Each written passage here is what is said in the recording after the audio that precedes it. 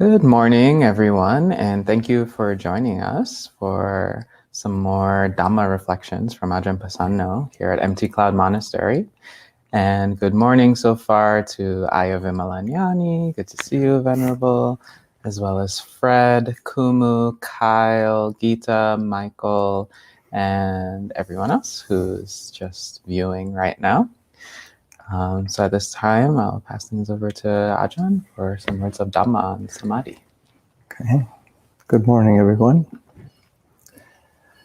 Yes, so this morning, the topic for reflection is Sammā-Samādhi, usually translated as right concentration. And before I explain anything, it's good to just reflect on those words. They're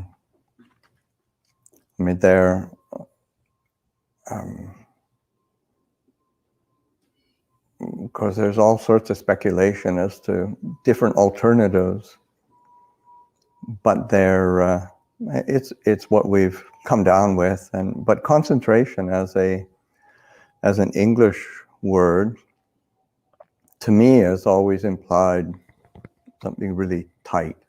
Okay, I've got to concentrate, and it feels very uncomfortable and stressful, and that I think that's problematic, because certainly, say in the Pali, say Sammā-Samādhi, Samadhi is quite easeful. It's kind of your ultimate ease and rest. Ajahn Chah used to call it a holiday for the heart. Different connotation and concentration. There's so that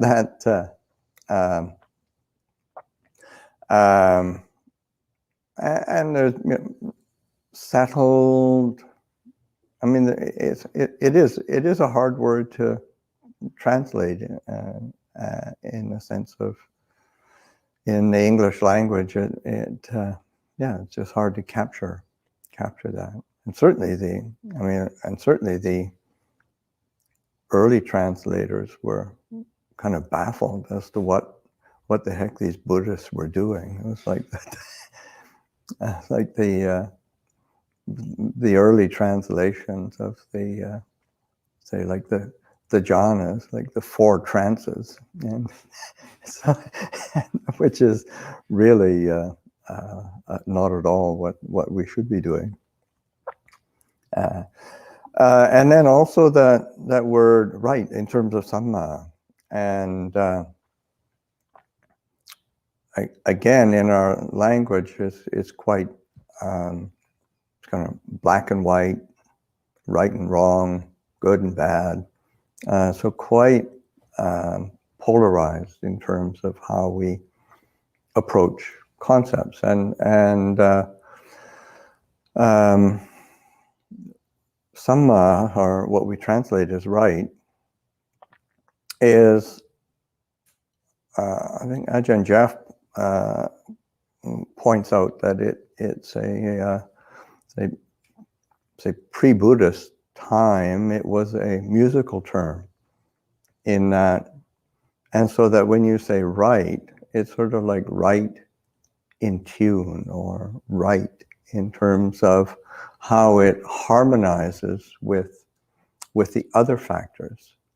And again, Ajahn Chah would sort of say, right in terms of just right, sort of, which is not, how do you say, it's not hard and fast, but it says to be just right, it has to function and tune in to the other factors, or various factors that constitute how the mind becomes settled and clear. And of course, there's multiple factors in the mind that we need to be balancing in order for the mind to become settled. And also, I think one of the things is to recognize that it is one of the factors of the Eightfold Path, and there is a discourse where the Buddha talks about what is noble right concentration, and he relates it to whatever singleness of mind that is imbued or engaged with all the other factors of the path. So that right view, right intention, right speech, right action, right livelihood, right effort, right mindfulness, right concentration. So that, say, right concentration or Sammā-Samādhi is not seen as something separate from the whole path. And I think it's really important to be considering, because it really isn't something that is isolated from the whole constellation of our actions of body and speech, and how we view ourselves, view the world around us, and then not create problems about it, not create dukkha with it. So that's an aspect of say, reflection on right concentration. It is a factor of, say, singleness of mind that encompasses these other aspects of the path, but also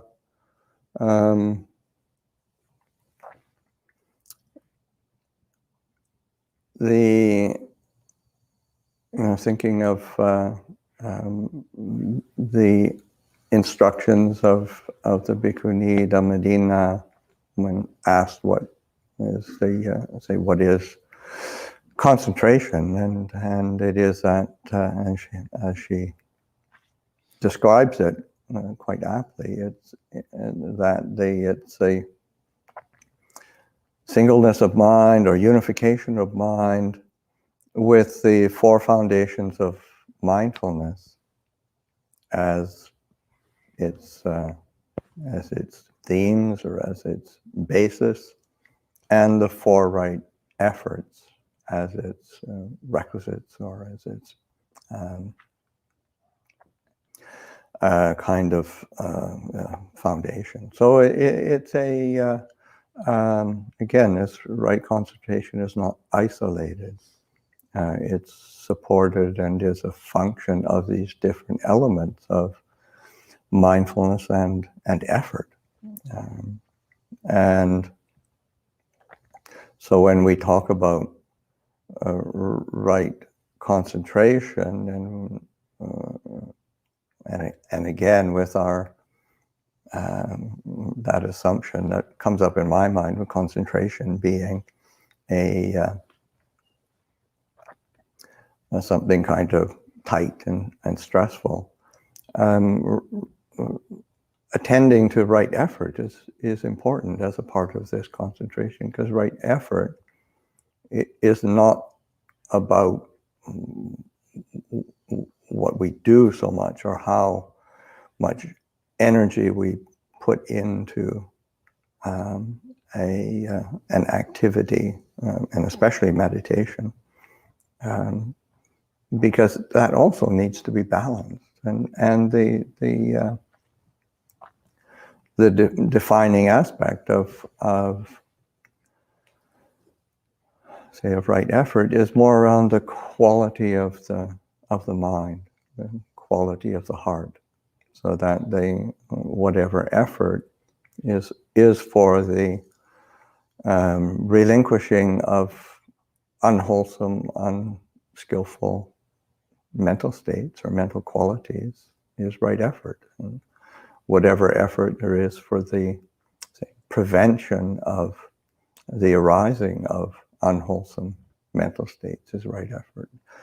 Whatever effort there is for the bringing into being of wholesome, skillful qualities of mind is right effort.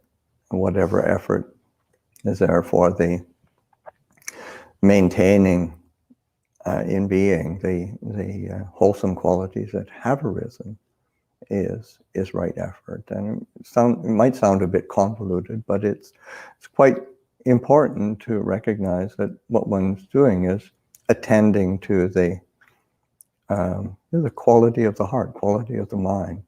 Is it wholesome? Is it bright? Is it stilled rather than scattered and restless? All of those aspects are one attunes to it.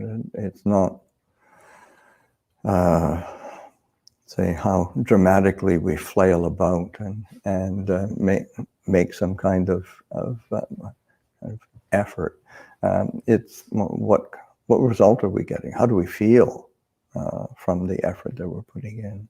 So that samadhi is quite similar, and in that sense that one is bringing attention to the mind and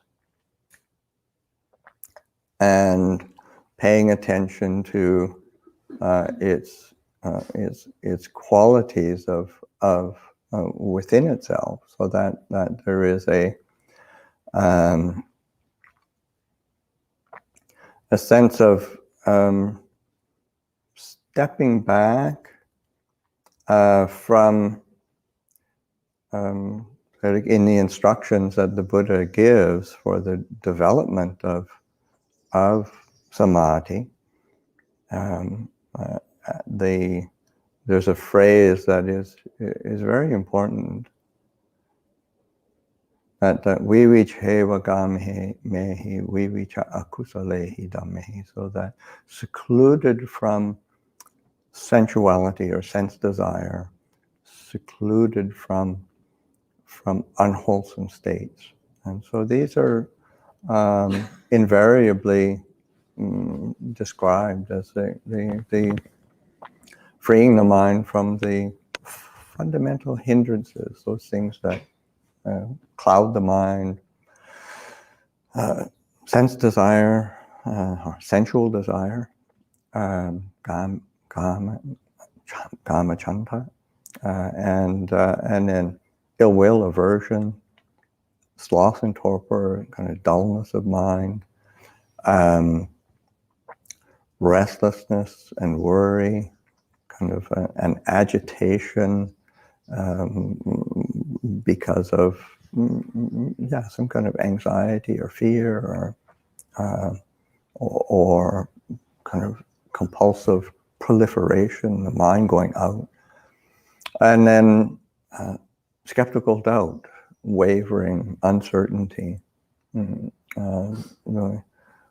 Should I do this? Should I do that? What's right? What's wrong? How do I do this? And the mind going round and around with that kind of a doubt and uncertainty. So those are obstacles to samadhi, to a settling.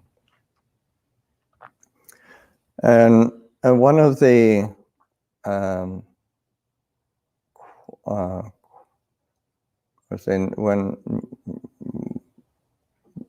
descriptions that the Buddha gives, both, or the Buddha gives, and that example that I gave, from referring to that integration with the Eightfold Path, singleness of mind, 1 point ekakata citta, so that the mind being one-pointedness, unification of mind, singleness of mind, various translations. And and as well as say the Bhikkhuni Dhammadina, that's a ekagata citta, the singleness of mind, unification of mind is concentration. But that singleness or one-pointed mind, I think it's helpful to, again, unpack that.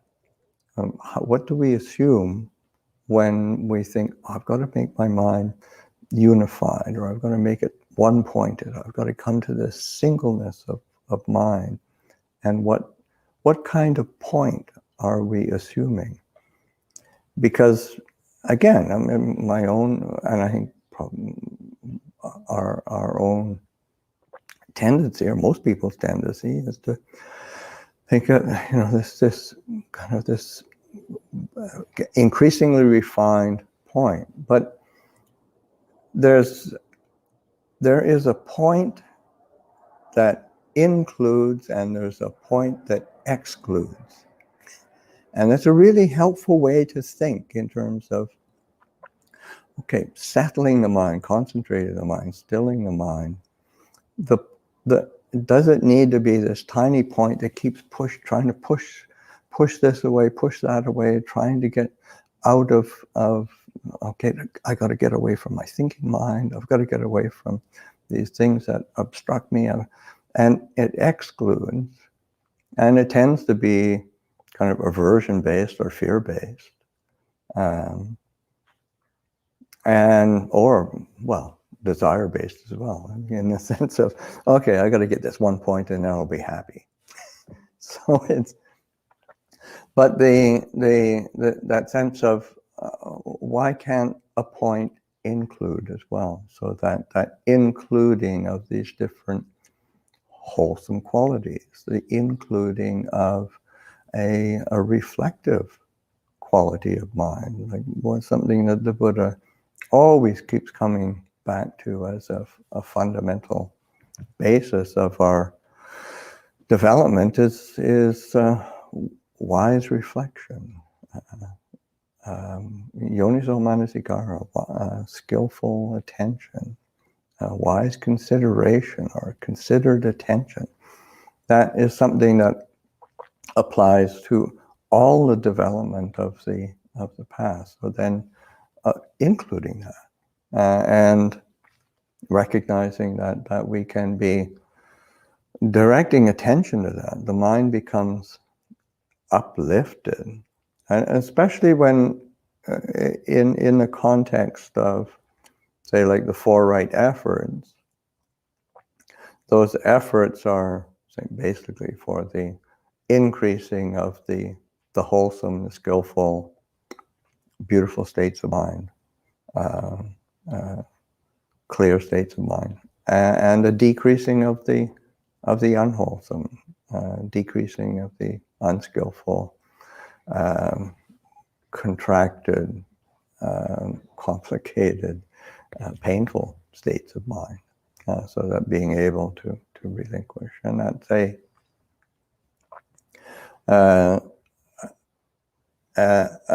and figuring out different ways to do that. And there's an interesting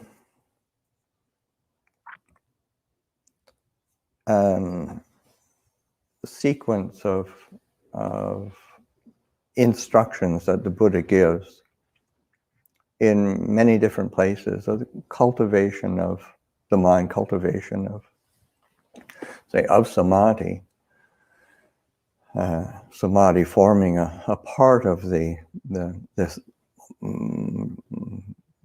mental development, spiritual development.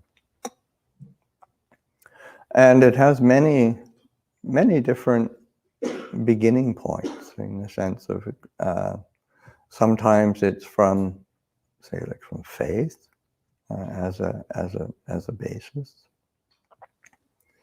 Sometimes it arises from, say, that wise attention, wise reflection, wise consideration.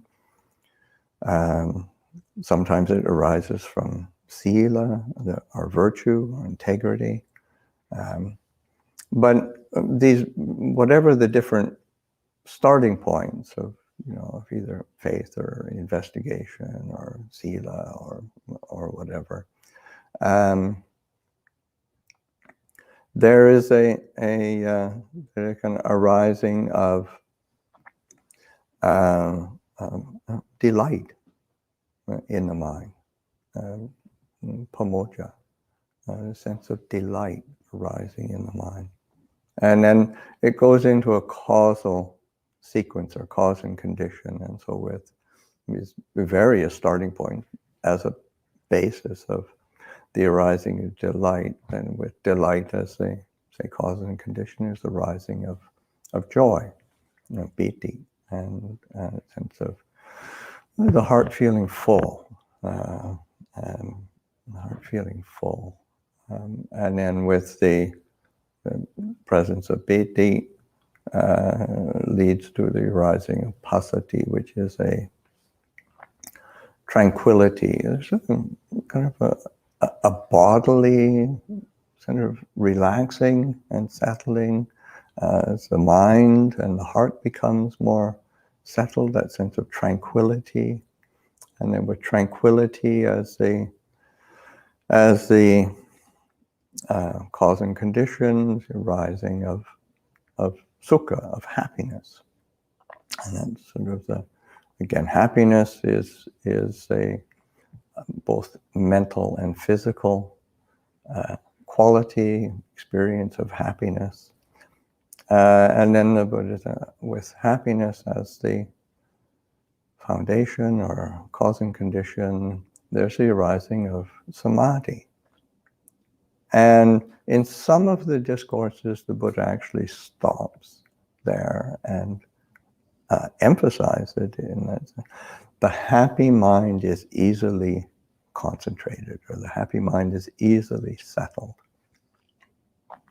And that, I mean, that's a clue and that we like attending to our meditation in a way that brings a sense of well-being, and it's not a kind of scattered, grasping kind of desire for gratification in the same way, but it's a recognition that when we say, the more we get out of the way of our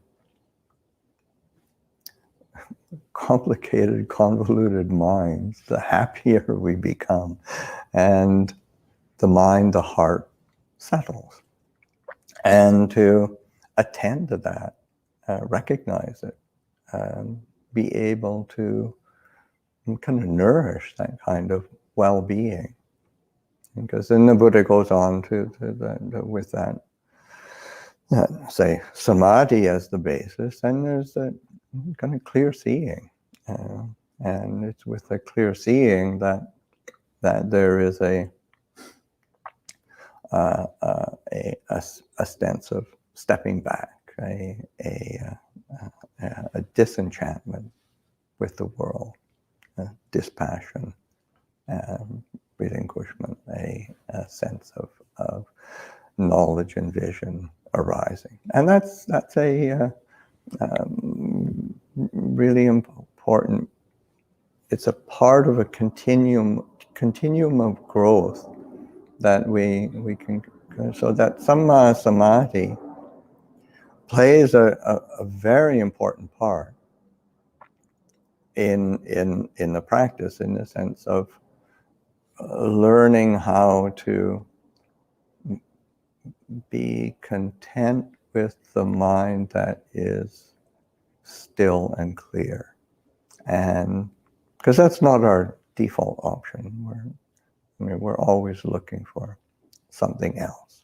And if it's not in a worldly sense, then we run the same program with our spiritual practice. So that's problematic, because we're never really satisfied, never really content. And so samadhi is a very important part of the sense of Sammā-Samādhi, right concentration, as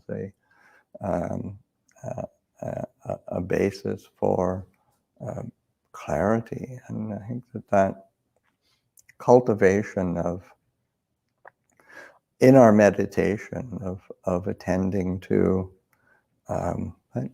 unification of mind, a bringing the mind together, but not forcing it, not trying to push it in to conform to a container that we can have already conceived of, but learning how to explore what actually is conducive to a sense of clarity and well-being. And of course, those aspects of mindfulness are essential. Ajahn Chah used to emphasize over and over in his meditation instructions that there is no samadhi without mindfulness. If you are, if you think you're in samadhi and don't know what's happening, and that is not samadhi. So you've fallen asleep, or you've drifted off into some other fantasy, or you've just tried to get away from the mind, because that's another aspect. The strong sense of like vipavattanha. I don't want it. It shouldn't be this way. If I push hard enough, get rid of it, then I'll be happy. Or at least I'll be okay. And that's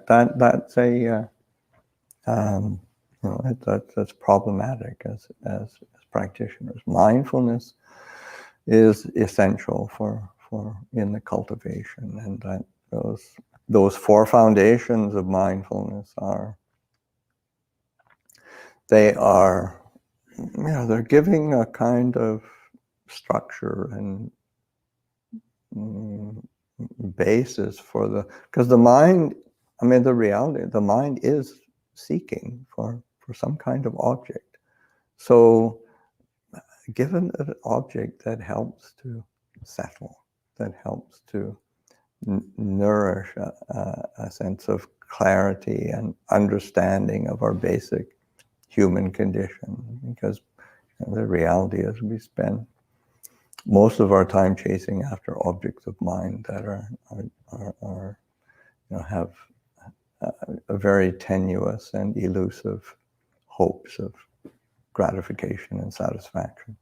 And but those four foundations of mindfulness, a sense of body, feeling, mind, objects of mind, or phenomena. Those are within our experience, and they form the foundation, or the basis, the themes of concentration, of samadhi.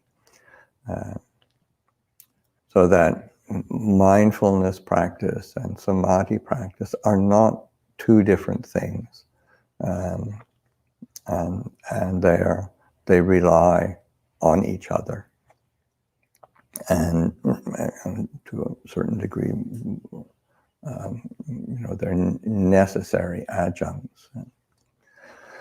So that sense of Sammā-Samādhi, of this kind of settling of mind, settling of the heart in a balanced and attuned way is the essence of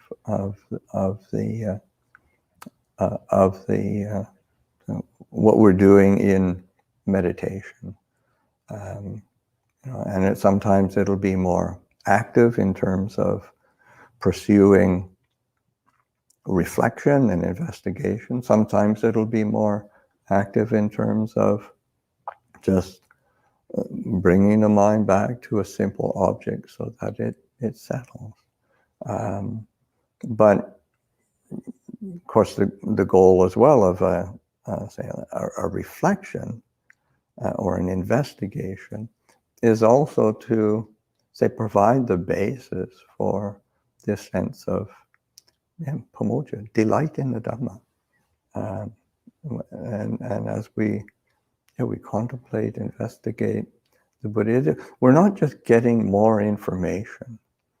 I think if I have more, if I reflect and think about more Dhamma, more information, then it'll somehow do the trick. But it's more turning attention to the investigation of Dhamma so that it elicits an appreciation and delight in the both the tools that the Buddha has given us, but also the goal that the Buddha has given us, in the sense of, I mean, it's an incredible gift to say, you are capable of this cultivation.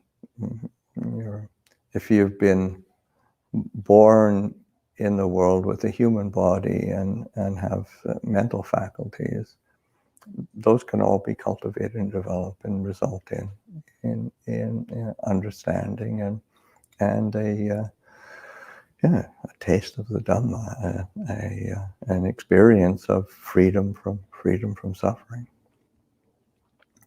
So that this right concentration is seen, Sammā-Samādhi is seen as part of this path of liberation from dukkha. So I'll offer that for reflection this morning.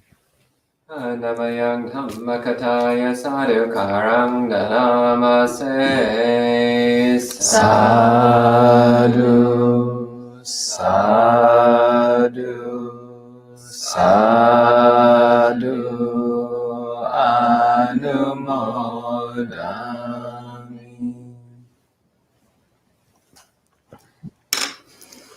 So thank you, Ajahn, for sharing those words of Dhamma with us. And welcome to some more friends joining in, including Edward, Naval, Marielle, Shrima, Jen, Miguel, as well as Cam. And if you have questions, feel free to type them in. There's a couple already. So we have one question from Pial and Indira that says, right concentration is basically defined as the 4 form jhanas. However, what could be the possible reasons why the Buddha went on to describe the formless jhanas in some suttas? As I understand it, the sutta texts say that first jhana alone is enough for one to develop insight. Well, I mean, it's just within the possibilities of refinement of the mind, refinement of the heart, then those are part of the possibility, part of the spectrum of what's possible. And as the Buddha says, I mean, when in terms of full liberation, one doesn't need to do that, and certain people will be inclined, others won't be. But the Buddha is giving us the range of options. This is especially for say modern Western society, we love our options.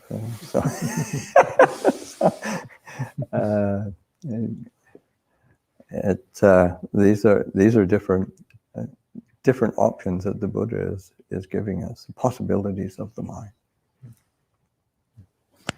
And Michael says, this is from Voltaire, God is a circle whose center is everywhere and circumference nowhere. For me, this resonates with your words about inclusive and exclusive points of concentration. Mm-hmm. Yeah, very much so. And we have a number of thank yous and appreciation for your words of Dhamma. And Kumu says, we can feel your Samadhi, dear Ajahn Pasanno. So calm and tranquil. And sometimes. I have a question. So recently, somebody told me that when they practice samadhi, sometimes they'll get to a point where they start to have strong euphoria, which might be piti arising. But that then they start to feel very guilty about the euphoria. And then the guilt then breaks their samadhi and they lose it. And they were telling me they've gone through this cycle many times of their samadhi builds, they start to feel euphoria, and then they get guilty about the euphoria and lose their samadhi. Yes. So what advice would you give to that questioner? Get over it. It's just so kind of Western. This thing. I remember just years ago, I was traveling with a monk, Thai monk, as his translator and his attendant, and we were in New Zealand, and we had an evening session. It was chanting, meditation, Dhamma talk, and then questions after, and then one of the people asked how to work with guilt. And then I went to translate the question into Thai, and then I burst out laughing because I realized that I didn't know what the word for guilt was in Thai. So then what I had to do was explain to this senior Thai monk what a Westerner does to make themselves feel guilty.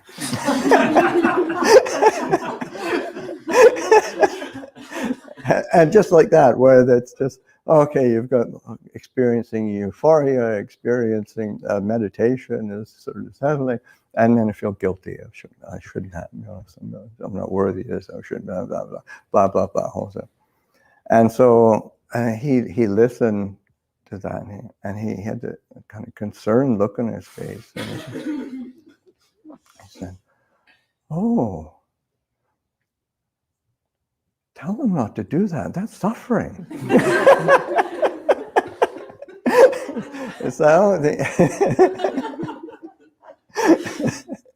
So it's to actually realize that guilt is just it is a complication, proliferation,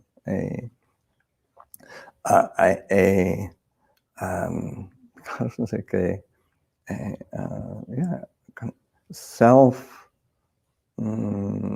obsession, really. Of course, emotionally we feel it very strongly, but to recognize that it's actually rather optional, and to be able to just to pay attention, to hone in to what is the mind doing? Why does it? What is the sense of self that feels that it can't be happy or can't experience success, or so all of that. So that sense of contemplation and where, and in that the teaching that I referred to, recognizing that these very qualities of joy, of delight, of tranquility, of happiness, these are part of a growth in Dhamma. They're intrinsic to a maturing in Dhamma and preparing the mind for real insight. Because certainly there is a very It is a kind of almost like Christian, because they do it in like historically, and both the Catholic guilt is world renowned, and Protestants do it as well. So but that very Christian sense of we've got to no pain, no gain sort of thing. Oh no, if we suffer enough, we'll be vindicated by our suffering. So then it's but for the Buddha, suffering is more a symptom of a disease rather than an indication of worthiness, and to be able to direct attention to those qualities of well-being, of happiness, of joy, because it's rooted in what is harmless. There's an integrity to it. One's not taking advantage of anyone, and one is and in fact, one is stepping back from that self-agenda, and that's what opens one to well-being and joy. So that being able to move past that obsession with me.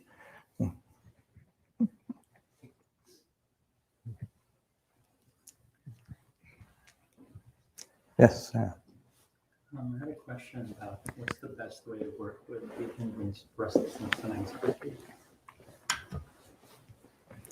I think with restlessness and anxiety, one of the ways that I personally found helpful is to use using the breath, using the body. So as a means of trying to, because the mind, it's moving, and it's it's restless, it's anxious, and if you give it too much attention, the range of things that it can be anxious about and be restless and worried about is kind of endless.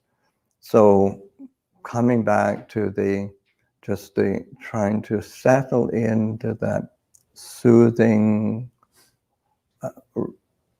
rhythm of the breath, becoming very mindful and attuned to the relaxing of the body, so that there's an ease that starts to be embodied. And a lot of those objects of restlessness start to become less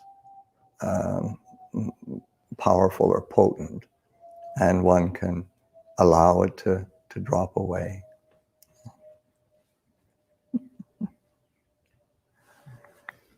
There's so much to be, that mindfulness of the body is so helpful in many, many ways.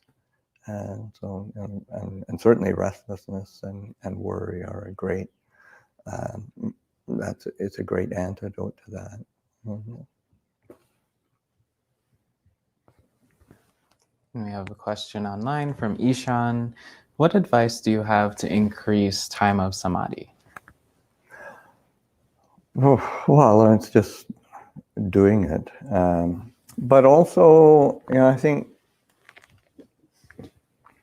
it's just experience that gives one the kind of impetus and confidence that it's a worthy thing to be doing. I think one of the things that's important to avoid, to help one to increase the time that one is of one's meditation, is to just not be idealistic. I mean, not because we can be overly idealistic and set standards that are beyond our capability. And then we get discouraged. So it's really important to be able to encourage yourself and find ways to encourage yourself in different ways. And as one gains more experience, as one gains more confidence in the practice, then the time quite naturally starts to extend. And of course, you can I say push the envelope a little bit of what one's, because there is a certain element of we tend to why take the hard way when you can do the easy way, sort of thing. But that's not, one does need to push the envelope a little bit, but you have to be cautious with that as well, that you're not, again, a sense of pushing yourself to fulfill a conceptualized, idealized version of what you think you should be as a meditator, and be just pay attention to what actually is helpful, what's interesting, what is a support in feeling more comfortable, more at ease, and not overestimate. We get enthusiastic sometimes, and we can burn ourselves out with that. But so it's important to be balancing that sense of enthusiasm and kind of forced determination. So one of the things that remember Ajahn Chah sort of encouraging us. He said, don't take on too much. Don't think you're a 10-wheel dump truck when you're just a wheelbarrow.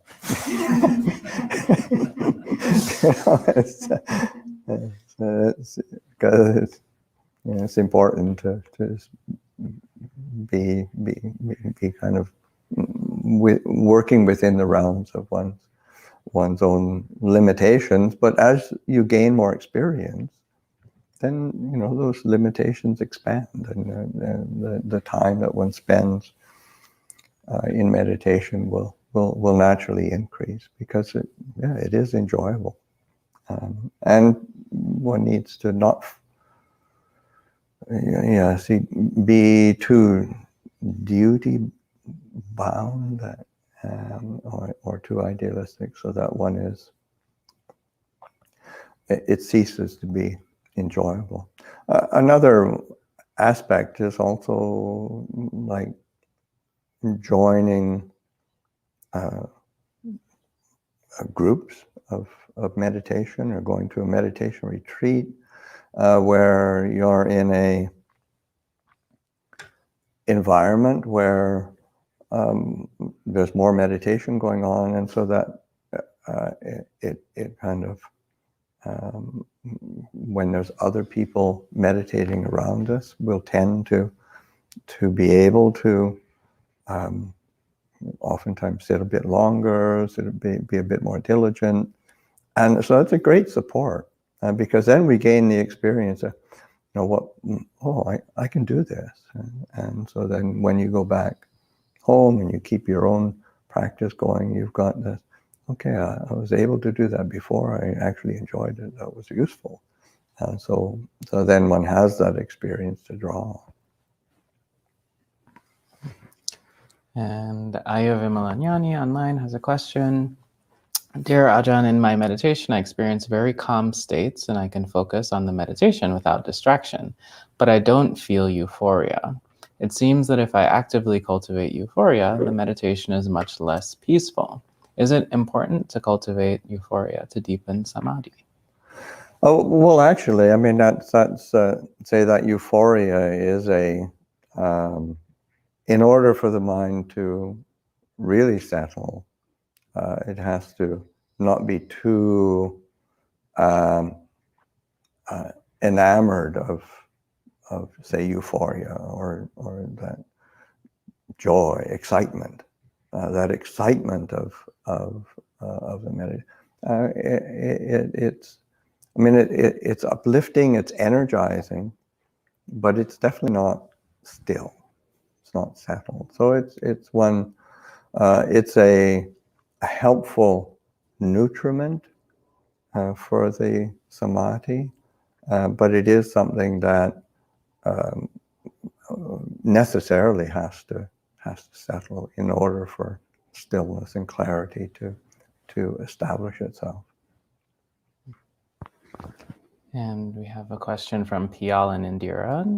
In the 7 factors for enlightenment, could the last 4 factors be equivalent to jhana experience, whereas the first 3 could be equivalent to mindfulness, alertness, and ardency? Could be. I mean, certainly these factors of awakening are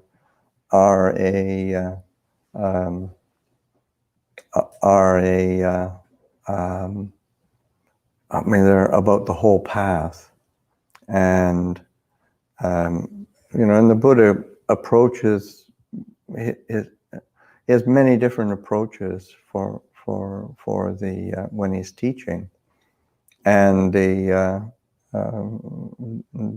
there's one can make a case for that sense of piti, passaddhi, samadhi, upekkha are about because the classic definition of Sammā-Samādhi is the 4 jhanas, and that so that one could definitely make a case for that, and the initial mindfulness Dhammavicaya effort. Those are your preparing the mind for samadhi. So you can make a case for that. But then, of course, 7 factors of awakening are quite broad, so you can splice and dice it in many different ways, and that's the brilliance of the Buddhist teaching, is that it gives us a variety of tools with a similar focus. And our friend Gita asks, Ajahn, are we to develop all wholesome qualities that have arisen and not yet arisen, and obliterate all unwholesome that have arisen and not yet arisen, using the 4 right efforts in meditation? What was the question again? In meditation, are we to develop wholesome states and obliterate unwholesome states? Well, obliterate is a bit extreme. there's a tinge of Vibhavatanha feeling to that, but certainly but again, it's always an aspect of balance and harmonizing. Is there enough wholesome quality and decrease of unwholesome in order for clarity and settledness to establish itself? So it's not like, okay, I've got to get every wholesome mental state in play, and I got to get rid of all those unwholesome mental states. It's more recognizing this, paying attention to that quality of, as I was saying, Ajahn Chas, is of just right, and that's an elusive quality, in the same way that they like. But I think say that sense of it being right in tune or right in harmony. Where Ajahn Jeff using that the image of it being a musical term. For a choir to make kind of beautiful music, you don't all have to come to the ultimate refinement of pitch. It's sort of like the pitches and tones can harmonize with each other, and it can, really works. It's very beautiful sounding and uplifting. So that in the same way in our mind, just to be attending to the lifting up of the wholesome, the relinquishing of the wholesome, and gaining a sense of confidence in the well-being that comes. And then with that well-being, there'll be a natural inclination to refine that and to tune that to a more settled degree. But I think the important perspective is that balance of harmonizing and tuning, say, rather than a kind of, okay, I got to get rid of this. I got to get that in order to get my meditation together. And Ayurvimalañani has a follow-up question, which is, just now you mentioned that euphoria has to settle to deepen samadhi. Then what is the piti in jhana? Well, I mean, piti is it is euphoria. I mean, there's many different words in English that one can use, but it's also say, like in that's your approach to jhana, first jhana, second jhana still have, but it's starting to refine. It's starting, one's starting to see, even say like in second jhana, you're starting to see, this piti is a bit tiring. and there's an inclination to settling. So so it's on a spectrum of both cultivation and relinquishment.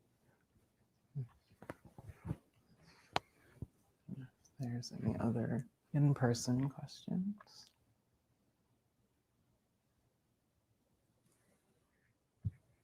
Yes. I was thinking about what you were talking about last night, and I think it's somewhat related to what you're talking about now, but yeah. I was looking at the mind as in terms of sankharas, and if I just thought, it's just a sankhara, and then it just kind of lets it drop away. So this kind of investigation can lead to the subtleness of mind. Yeah, absolutely. Yeah. Absolutely. And I think it's important to recognize the role that, say, like in classical Buddhist teaching, as the Buddha laid out, those thought processes, Dhamma Vichaya, investigation of Dhamma, when there's quite a few different words that now are Yoniso Manasikara, quite a few different words that are concerned with that application of thought. And because there is oftentimes an assumption that, if I could just stop thinking, I'd be peaceful. And we apply our effort to stopping thinking, and but the problem is, even if we stop thinking, it's a suppression, or it's a forcing, and it's not comfortable. It's not bright. It's not happy, because it's going to force. Whereas when we see the limitation of the thought process, we see the kind of the difficulty, then we can relinquish it. It's just sort of we drop it, we let it go. It's something that is it's complicated, it's heavy, so it's released. And that's a different feeling. There's a lightness that comes from that. So that learning how to relate to the other thought processes skillfully.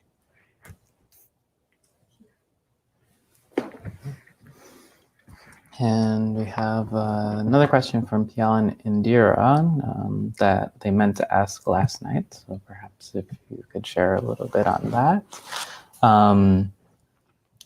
In reference to the aggregates, it seems like there's no collection of aggregates at any given time, but a perception, a distorted perception of solidity. Is the term aggregates a misnomer then? Well, I'm not quite sure. I mean, aggregate, like certainly like in England, when you talk about aggregate, that's the kind of jumble of rocks and gravel and sand that you mix into cement. So, and that's a good description of the human condition.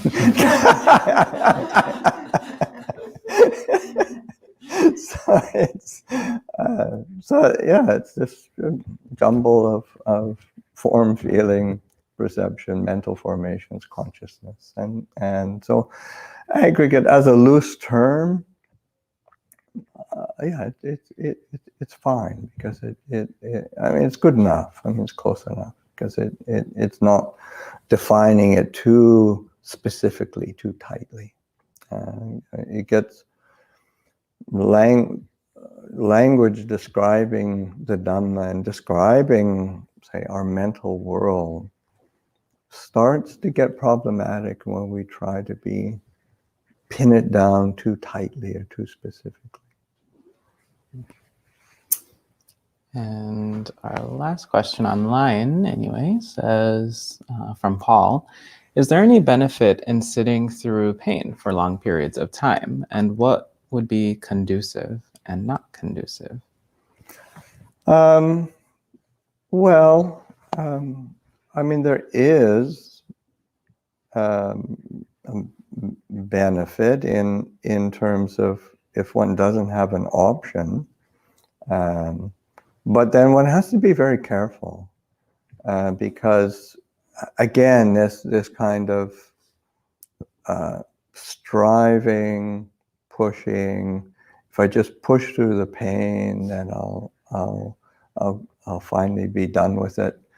Then there's a lot of self in that, but also in reality, this human condition is painful.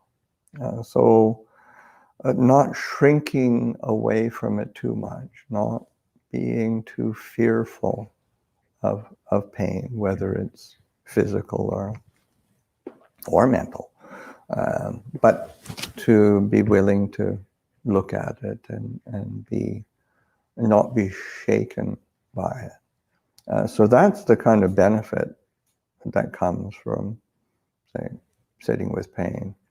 I mean, there's lots of problems that come from sitting through pain as well. I mean, I know quite a few monks who, again, it's idealized,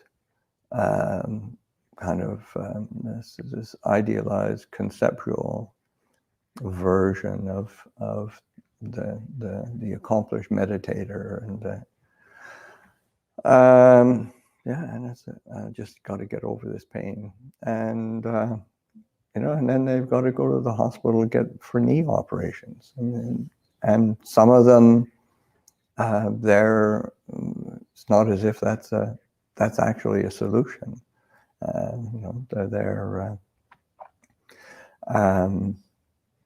So that is taking it to extreme. It's really not a benefit. So it needs to be balanced, but I think it is helpful to recognize that we're hardwired to really dislike pain. And so to be able to investigate it, to look at it. And sometimes we have to be in situations, or we're experiencing illness, or we have some physical difficulty, and there isn't really an option to pain. But then we have to learn how to kind of manage it and work with it in order to because sometimes you'll push up again. Other times you just have to be recognize, okay, I need to rest. I need to find an option. Because certainly in terms of meditation, the Buddha's 4 postures of meditation, sitting, walking, standing, lying down, are all options. And one can be developing mindfulness, concentration, wisdom in all 4 postures. So that learning how to do that, and learning how to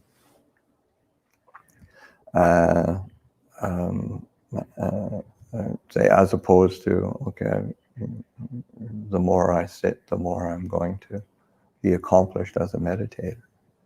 It's like Ajahn Chah sort of saying, well, it's not necessarily the case.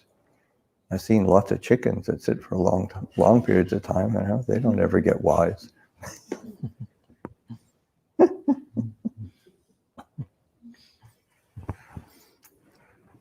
there any other questions?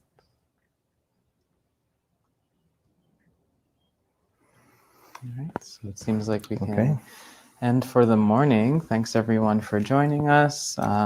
If you return to our channel at 8 p.m. this evening, you can, 7:30 this evening, you can join us for some guided meditation, as well as another Dhamma talk from Ajahn Pasanno. That will be his last talk online this week. But then on Sunday, all day, we'll be having a celebration here at the monastery that everyone's invited to come and join us safely outdoors, social distancing with masks, to celebrate Vesak. But for the morning, we can end with 3 sadhus. Sadhu, sadhu, sadhu. Enjoy the rest of your day.